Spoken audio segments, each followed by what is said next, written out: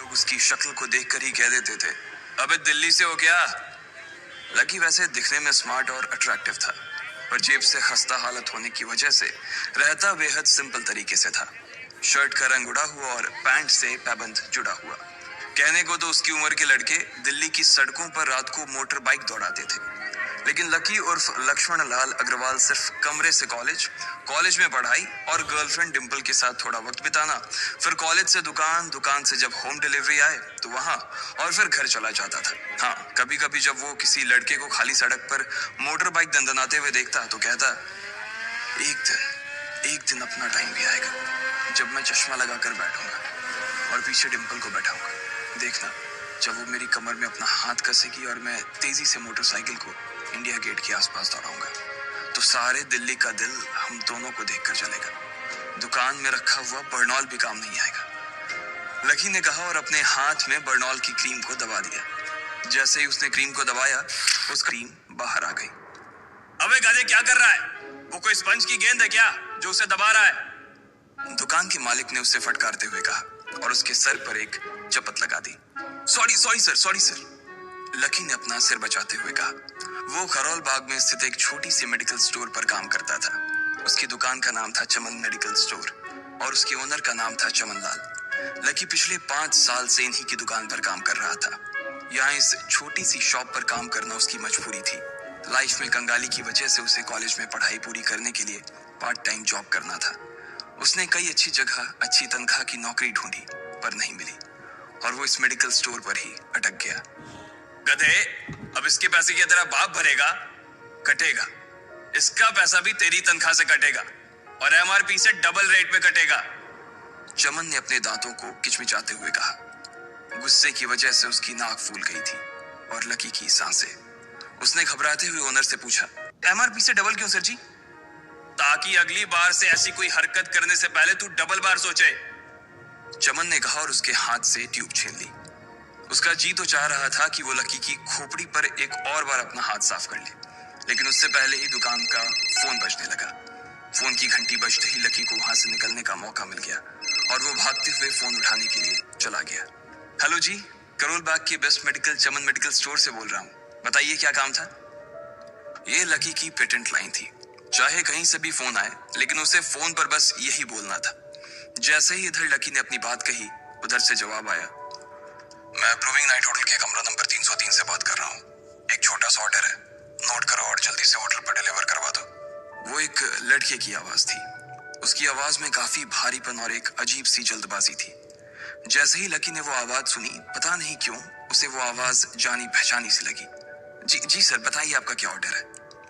हाँ तो लिखो, हार्ट प्ले के 2 पैकेट और 1 पैकेट टिश्यू। लकी, जो कि अपना पेन लेकर खड़ा था, हार्ट प्ले का नाम सुनते ही झिझक गया। असल में हार्ट प्ले नाम का एक कंडोम आता था और इसलिए उसका नाम सुनते ही लकी शर्मा गया था। इतने साल से भी मेडिकल की स्टोर पर काम करने के बाद उसे इन चीजों का नाम सुनने में शर्म आती थी। हेलो भाई, लिखा कि नहीं लिखा? उस आदमी ने फिर से लकी से पूछा। जी सर, लिख लिया सर, लिख लिया। लकी ने खिसिया कर हंसते हुए कहा। लिख लिया तो फिर लेकर निकल, उस लड़के ने कहा। उसकी आवाज सुनकर ना जाने ऐसा क्यों लग रहा था कि वो बहुत बड़ा आदमी था। जी सर, लेकिन सर बाहर तो बारिश हो रही है, लकी ने कहा। उसने देखा कि बाहर बहुत तेज बारिश हो रही थी। उनकी दुकान के सामने पानी भर गया था और तेज हवाओं की वजह से चमन मेडिकल स्टोर का बोर्ड भी गिर गया था। लकी को लग रहा था कि वो इतनी तेज बारिश में अभी एकदम से तो नहीं निकल पाएगा, तो उसने उस लड़के को समझाते हुए कहा, सर मैं ऑर्डर तो ले आऊंगा पर थोड़ा टाइम लग जाएगा, बारिश थोड़ी थम जाए। अब इससे पहले कि वो कुछ आगे बोल पाता, फोन पर लड़का बोल पड़ा। तुम्हारे मालिक को पता है कि तुम मल्होत्रा जी के लड़के को मना कर रहे हो? हाँ पता है, बारिश हो रही है, इसलिए सारा सामान अच्छे से थैली में पैक करके लाना और लेट नहीं होना चाहिए, समझे? उस लड़के ने कहा और इससे पहले कि लकी आगे कुछ कह पाता, उसने फोन काट दिया। उधर से लकी के दुकान का ओनर उसे घूर कर देखा जा रहा था। लकी के हाथ में पेन और पेपर देखकर ही वो समझ गया था कि उसके पास कोई ऑर्डर आया था। आज वैसे भी इतनी बरसात होने की वजह से सुबह से इक्का दुक्का ग्राहक ही दुकान पर आए थे। ऐसे में उसकी दुकान का मालिक एक भी ऑर्डर को छोड़ना नहीं चाहता था। वो लकी को देख रहा था और लकी बारिश की ओर देख रहा था। बारिश का बहाना नहीं चलेगा, जाना पड़ेगा, चमन लाल ने कहा। मैं बहाना नहीं कर रहा सर, थोड़ी बारिश धीमी हो जाए तो मैं चला जाऊंगा। अभी आप खुद ही देखिए कितनी तेज बारिश है। वो पता नहीं कोई मिस्टर मल्होत्रा का कोई बेटा कुछ ज्यादा ही जल्दी में था। मैं साइकिल से तो पहुंच नहीं पाऊंगा इतनी जल्दी। लकी ने उनकी ओर देखते हुए कहा। क्या कहा? मिस्टर मल्होत्रा जी का बेटा? तू मेरी दुकान बंद करवाएगा क्या? अभी क्या भी निकल उनका ऑर्डर लेके। वो हमारे बहुत पुराने कस्टमर है, चमन ने कहा। पर लकी ने कहा ही था कि चमन बोला। वर कुछ नहीं, तू मेरी मोटरसाइकिल ले जा, उसने गुस्से में कहा। अरे सर जी, 200 के ऑर्डर में मुश्किल से 40 रुपए बचेंगे। इससे 3 गुने का तो पेट्रोल ही लग जाएगा, और अगर गाड़ी रास्ते में बंद हो गई तो अलग से खर्चा, लकी ने समझाते हुए कहा। वो जानता था कि उसका मालिक इन सब बातों पर ध्यान नहीं देने वाला। चमन लाल बोला। कोई बात नहीं, तू जा, चाहे जो हो जाए ग्राहक नाराज नहीं होना चाहिए, और वैसे भी वो मल्होत्रा जी का बेटा है। चमन लाल ने मोटरसाइकिल की चाबी लकी की ओर उछालते हुए कहा।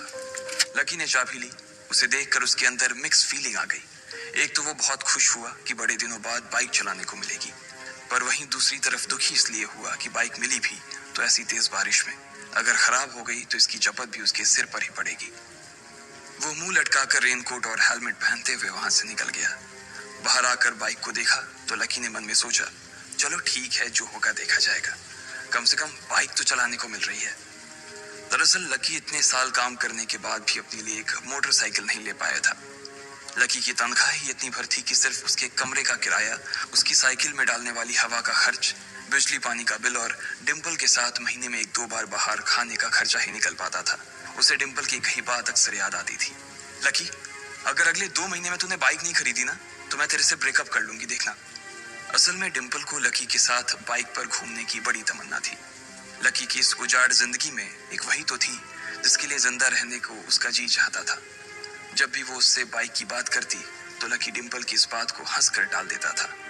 वो अपने मन में इस बात को अच्छे से जानता था कि डिम्पल उससे बहुत प्यार करती थी और वो उससे कभी छोड़ कर नहीं जा सकती थी।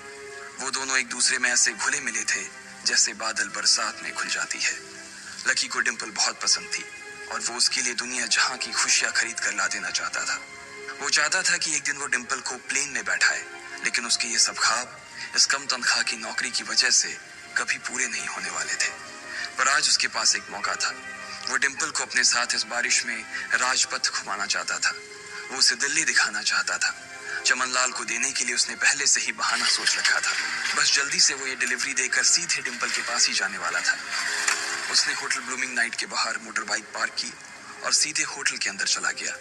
लकी ने रिसेप्शन पर पहुंचकर नमस्ते करते हुए रिसेप्शनिस्ट को बोला, जी मैं चमन मेडिकल स्टोर से आया हूँ, रूम नंबर 303 का ऑर्डर था सर। रिसेप्शन पर खड़ा आदमी उसके हाथ में काली थैली को देखकर समझ गया था कि उसमें क्या था और वो मंद ही मंद मुस्कुराते हुए बोला, 3rd फ्लोर पर है, लिफ्ट से चले जाओ, रेनकोट यहीं उतार देना। जैसा उस आदमी ने कहा लकी ने ठीक वैसा ही किया और लिफ्ट में चढ़ने के कुछ ही देर बाद वो 3रे माले पर पहुंच गया था। वो रूम नंबर 303 के बाहर पहुंचा और उसने डोरबेल बजाई। जैसे ही दरवाजा खुला लकी ने थैली आगे बढ़ाते हुए कहा, नमस्ते, मैं चमन मेडिकल स्टोर से लकी, ये आपका।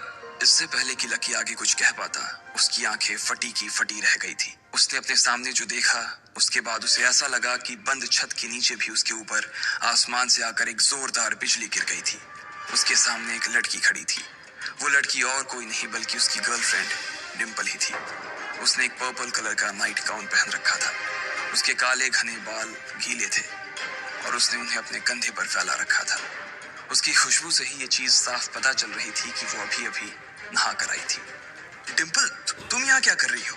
लकी को अपनी आंखों पर विश्वास ही नहीं हो रहा था। उसने 2 बार अपनी पलकें झपका कर देखा, लेकिन दोनों बार ही उसे अपने सामने डिम्पल ही नजर आई। तुम यहाँ क्या मेरा पीछा करते हुए आए हो लकी? डिम्पल ने उल्टा उसी के ऊपर पलटवार करते हुए कहा। लकी को देखकर उसके दिल की धड़कन भी तेज हो गई थी। उसे उम्मीद नहीं थी कि लकी यहाँ आ जाएगा। उसने ना तो सुबह से उसे फोन किया था और ना ही उसके मैसेज का कोई जवाब दिया था। वो अपने मन में सोचकर बैठी थी कि वो अगले दिन खुद ही उससे मिलकर बोल देगी कि उसकी तबीयत खराब थी। डिम्पल बेबी, क्या हो गया? किससे बात कर रही हो? अचानक से एक गबरू जवान सा लड़का दरवाजे के पास आकर खड़ा हो गया था। उसने बनियान पहन रखी थी। लकी उसे पहचान गया था। साले राहुल के बच्चे, तेरी हिम्मत कैसे हुई मेरे डिम्पल को हाथ लगाने की? लकी ने जैसे ही राहुल को देखा उसके तन बदन में मानो आग सी लग गई थी।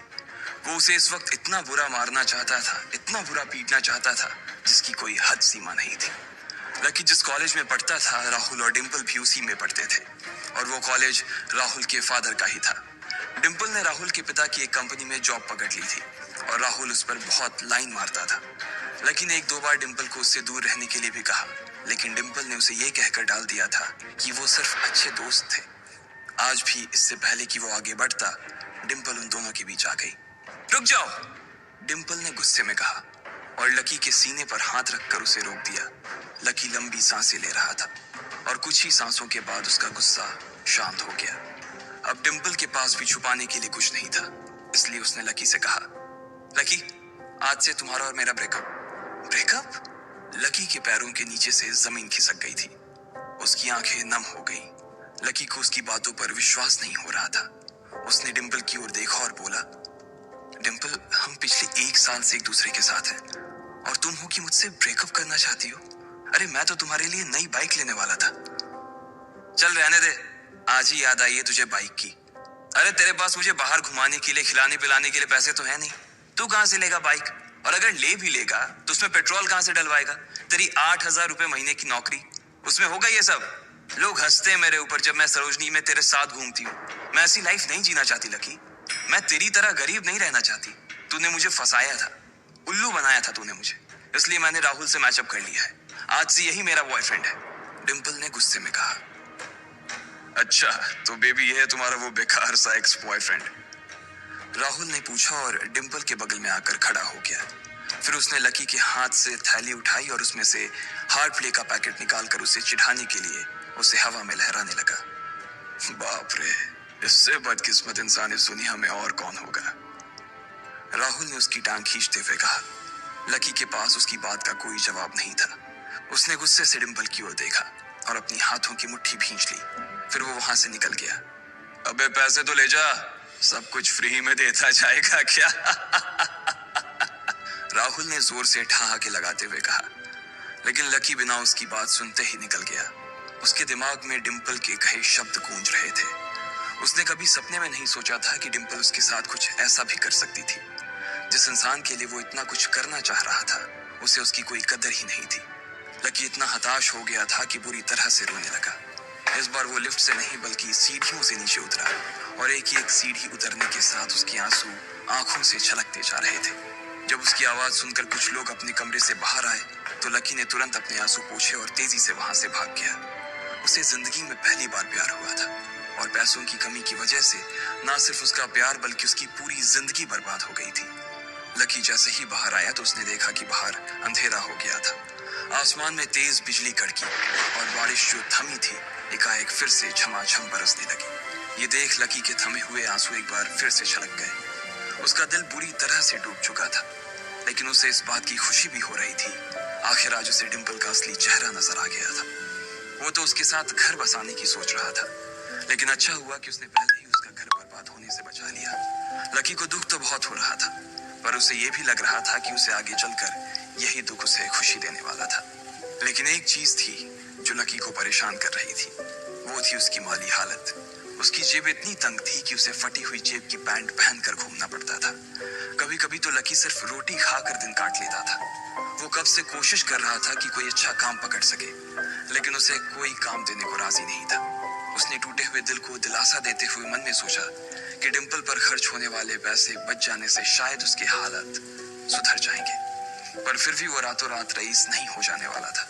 उसने ऊपर आसमान की ओर देखा और जोर से चिल्लाया, अगर इतना ही अनलकी बनाना था तो फिर नाम लकी क्यों रखा भगवान? वो जितनी जोर से चिल्ला सकता था उतनी जोर से चिल्लाया। उसकी आवाज से आसपास खड़े लोग एक बार तो डर गए थे। लकी ऊपर ही देख रहा था और उसके आंसू बारिश के पानी के साथ मिल गए थे। जैसे ही वो फूट कर रोने को था, तभी उसके फोन पर एक मैसेज आया। जैसे ही लकी ने अपना फोन निकालकर उस मैसेज को पढ़ना शुरू किया, उसकी तो आंखें ही चमक गईं। अचानक उसके आंसू हंसी में बदल गए और वो जोर जोर से वहीं सड़क पर नाचने लगा। उस मैसेज में लिखा था, परिवार की रिसर्च और परिवार के निर्णय के हिसाब से अग्रवाल परिवार का वारिस लक्ष्मण लाल अग्रवाल उर्फ लकी ने गरीबी अभ्यास की परीक्षा को पास कर लिया है और आज से ही वो उस जमीन और उस जायदाद का मालिक हो जाएगा जो परिवार ने उसके नाम कर रखी थी। ये कैसा मैसेज था? आखिर कौन था लकी? क्या थी उसकी असलियत? और वो कैसे रातों रात ही अनलकी से लकी हो गया था?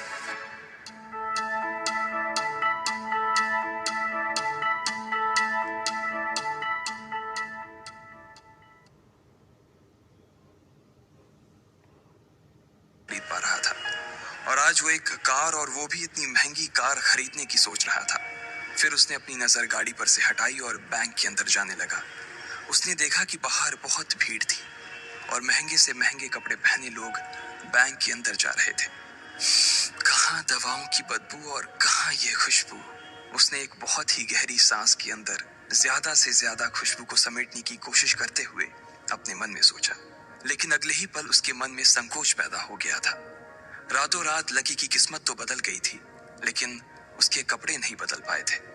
इतने बड़े बैंक में वो वही कपड़े पहनकर आ गया था जो वो अक्सर अपने काम पर पहनकर जाता था। पैसे लेते ही ना सबसे पहले नए कपड़े खरीदने हैं, लकी ने अपने आप से कहा, और फिर बैंक के अंदर दाखिल होने लगा। जैसे ही उसने दरवाजे को धक्का दिया, उसे आवाज आई, आउच! लकी थोड़ा सा हड़बड़ी में दिखाई दे रहा था और इस जल्दबाजी के चक्कर में वो एक लंबे बाल वाली लड़की से जा टकराया था जो कि उसके बगल में ही चल रही थी। माफ करना, मैं आपको देख नहीं पाया, सॉरी।